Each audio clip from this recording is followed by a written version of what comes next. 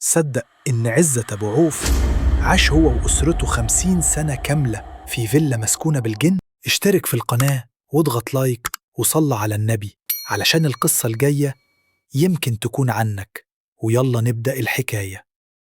القصة بدأت سنة 1927 بعد جريمة قتل بشعة حصلت في فيلا شوكوريل في الزمالك بالقاهرة.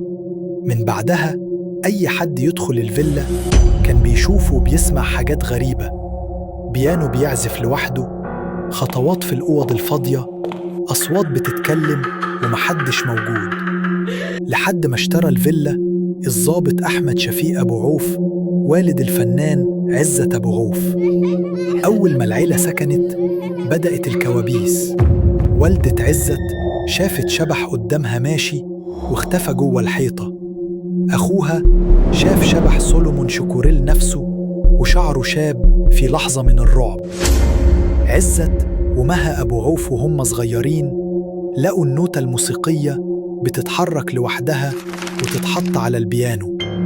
الجن ما كانش مؤذي، لكن كانوا بيفرضوا وجودهم، حتى إن الفنان فريد شوقي جرب يستهزئ وقال لو في جن يطفي النور. فجأة النور طفى وقال أنا مش داخل الفيلا دي تاني. العيلة اضطرت تعيش مع الجن 50 سنة كاملة لحد ما اتباعت الفيلا واتبان مكانها السفارة الفرنسية. هل اللي عاش مع أسرة عزت أبو عوف كان جن من عمار المكان، ولا روح سولومون شوكوريل اللي مقتول راجعة تنتقم؟ قولولي رأيكم في الكومنتات.